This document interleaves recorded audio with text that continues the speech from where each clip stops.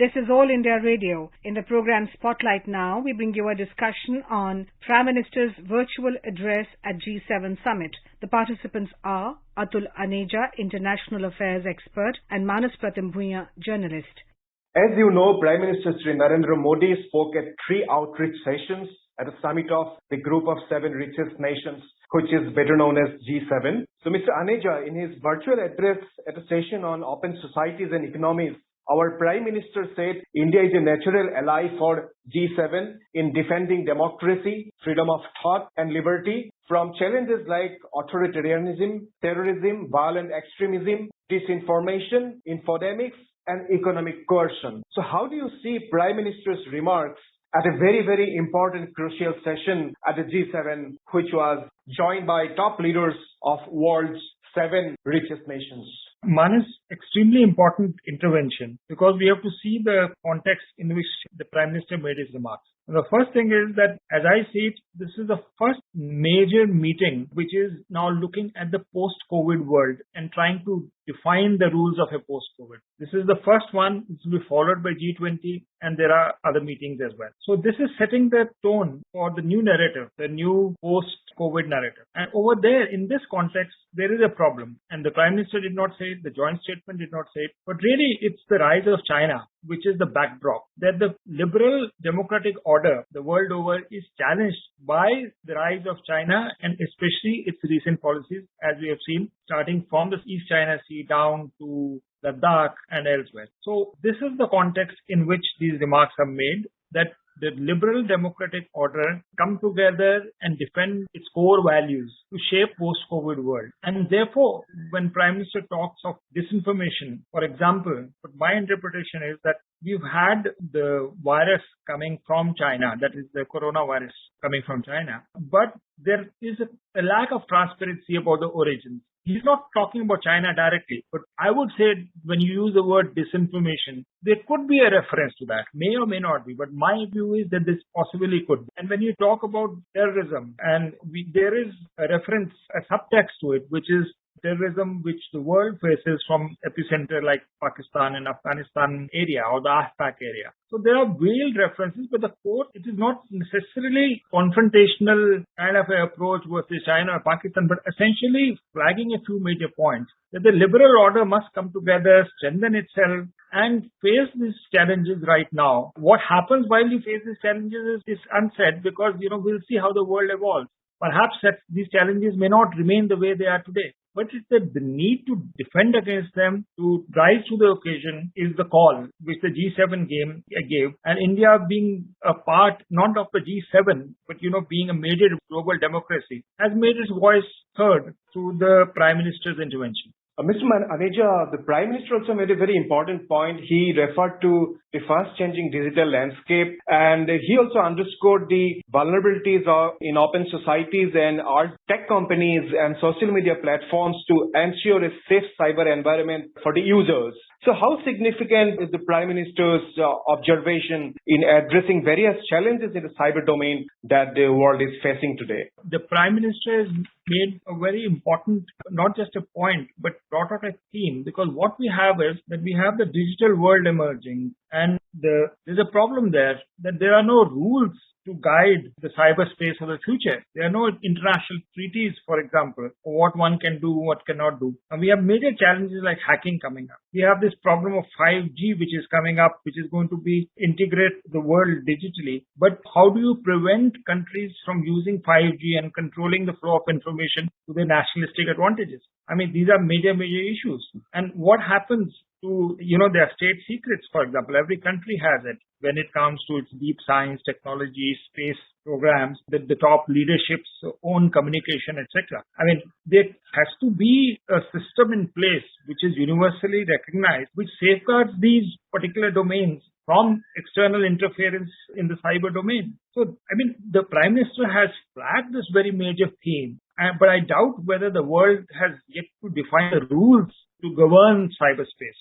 So what would be the rules of governance of cyberspace? I think is a very important and a valid point which the Prime Minister has made, increasingly so when a country like India is going out of the way to bridge the digital divide and use technology for the upliftment of its people. Exceptionally important both from a domestic and international point of view. Mr. Aneja, speaking at a separate session on climate change, the Prime Minister also pitched for a collective action in dealing with the challenges emanating from climate change. The Prime Minister particularly spoke about the need of the developing countries for better access to climate financing. He also called on G7 to meet its promise of allocating $100 billion annually in climate finances. So do you see it as a strong push by the Prime Minister in ensuring united global effort ahead of the COP26? Absolutely, because India is committed to certain goals of the Paris Convention. We have made a commitment, but what would be the roadmap to reach it? Now, there are some practical issues here. I think the Prime Minister has made first point that if you want to mitigate climate change, no country can do it alone. It has to be a collective effort. If it has to be a collective effort, then what is the responsibility of the rich countries and the developing world or the global south and the emerging economies which stand somewhere in between? So I think the message is there, the commitment of India is there to reach climate change goals, but then there are practical issues of finance. If you want to go to convert to clean energy and if you have to give up coal, then to move into renewables, you move into electric car revolution requires huge expenditure of infrastructure, etc. Now, who's going to foot the bill for it? How will the transition be achieved? I think there the message is to the developed world that look, if you want to be a partner with all of us in achieving the international goals on climate change, then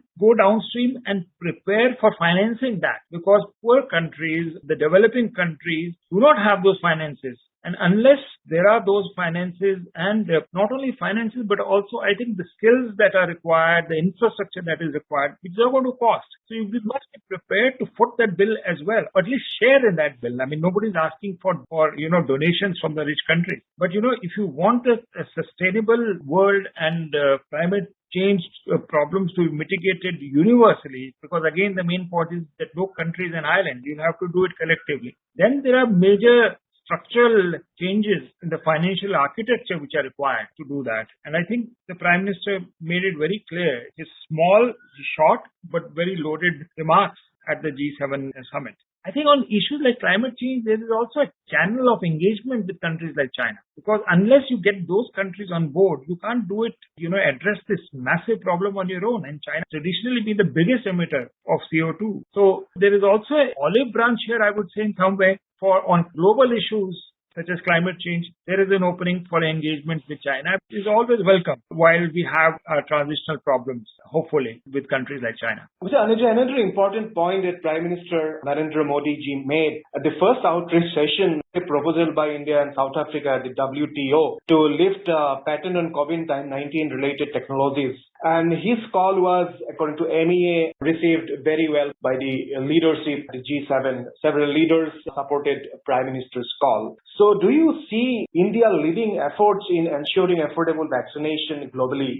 How do you see India's overall role in calling for facilitating vaccines across the globe to the poor countries, Africa, etc.? Manas, we were on that road, before the second COVID wave hit us. That is India as the pharmacy of the world and the vaccine headquarters of the world. We were on that track till we were badly hit by the second wave, which upset all the plans. But now we are getting back from here. And India and South Africa together flagged need for mass production of vaccines and to be produced cheaply, which means actually it is a confrontation with the big pharma, holds the patents for many of the vaccines. And unless there is a waiver or a suspension, I would say, for a time-bound period to mass produce the vaccines, that is to lift the patents and intellectual property rights on some of these vaccines, you can't locally produce them to the scale that is required and at the cost that is required, which is affordable to the rest of the world. So I think India has, and with South Africa, we must give credit to South Africa as well, which incidentally was also part of the G7 discussion as a non-G7 country, to take this forward. And I think what had happened prior to the G7 summit was that we had the support of the United States on this, and which was a sort of a big boost to this campaign to lift the patents on vaccines. Of course, WTO has to work on a consensus. So while the United States supported us and strengthened India and South Africa's hand, we still have big problems in, getting support from the European Union countries. So unless you get everyone on board, that is in the WTO, it doesn't move forward. So I think G7 summit has been forward-looking in that direction. And we already have the Australian Prime Minister supporting it fully during the summit. That is the initiative of India and South Africa. Now, I was in a way very curious about Angela Merkel applauding Prime Minister Modi's observations. Now that leads to a question. Is Germany getting on board because Germany was so far resisting the lifting of intellectual property rights and patents tax? If that had happened during the summit, that's a big breakthrough. As a key observer of geopolitical developments, Mr. Aneja, how do you see G7's push for infrastructure development in least developed countries under its ambitious Build Back Better World B3W initiative? Manas, I think it's also called Blue Dot Initiative, if I understand correctly. This is obviously the huge infrastructure kind of a undertaking. It is very welcome news because the world needs infrastructure. And even if you have China's Belt and Road covering certain geographies, it's just not enough. It is very much required to set a new template for infrastructure development. So there has to be rule-based lending, how to prevent countries from falling into debt traps, for example. That was exposed during China's Belt and rollout. So this will be a new model, the Blue Dot infrastructure focus. And this will be also private sector driven, if I'm not mistaken. And there's going to be transparency about it as to how the funding goes, entire downstream chain from lending to execution of the project. So I think it's a great initiative. Right now, in the global context, I think it would be a competition or a competitor to China's Belt and Road. I think it's required. My only problem here is that as a concept, there is no problem. But do kind of billions, hundreds of billions of dollars be mobilized by the private sector? Yeah, I was in China before I came to India and see that, China has these massive state-owned enterprises and what are called policy banks, which could mobilize these funds and sort of channel it. Plus also you have the AIIB, Asia Infrastructure Investment Bank. India is incidentally a part of that, which was doing lending, which was more transparent. When the private sector has its own free will to comply or not to comply, will the Blue Dot initiative have that sustained level of funding that is required for such a massive undertaking? These will be the challenges which will come on the way. So it requires a massive collaborative effort in terms of raising the funds and the execution, the engineering of it. It is a fantastic initiative, but the devil, as they say, will lie in the detail. Mr. Anil, how do you see overall outcome at the G7 summit? And what do you think how PM's message was received by the top global leaders at the key meeting in the UK? How do you see India's overall role in tackling various global challenges facing the globe, and how G7 actually treated India and inviting India at the high table and then involving it to resolve various crises that the world is facing? How do you see India's overall involvement in G7? First thing, I see it as a pivotal and a very fundamentally important meeting because this is the start of the post-COVID world and how the liberal democracies have to set the rules of the game and not authoritarian regimes. I think that is the context in which it started. I think India earned its place in the G7 high table. Nobody did India a favor, to be honest. Because India is required, being a liberal democracy, being an emerging economy, and being a potential vaccine headquarters of the world in the case of global health system. I think India earned its place. I think Prime Minister also made a reference that if you want now a viable multilateral system, then you have got to make changes in it. And perhaps there was a hint there that the UN Security Council thing also should follow. That is India's membership in the UN Security Council. So overall, extremely important. And India being invited and use the opportunity, push its agenda and the global agenda forward. So that was excellent. Second thing is, I think it's the starting of a process, Manas, because it's going to be followed up by the G20, bigger body and more decision makers. If it goes, the message of G7 goes into G20, that will be a big achievement in terms of shaping the global agenda. So the downstream impact of the G7 meeting, I think, is tremendous. And we will see this process unfolding. I think the message also goes to China. And I would anticipate that at some point, there will be a dialogue which will begin with China. Thank you, Mr. Aneja, for a detailed perspective into G7 summit as well as India's involvement in various decision-making processes at the bloc. Thank you so much. Thank you. You were listening to a discussion on Prime Minister's virtual address at G7 Summit. The participants were Atul Aneja, International Affairs expert, and Manas Pratim Bhuiya, journalist. This program was produced and presented by the News Services Division of All India Radio. You may listen to it on our mobile app, News on AIR. This program is also available on our website, newsonair.in. You may email your opinion about this program at airnsdtalks@gmail.com.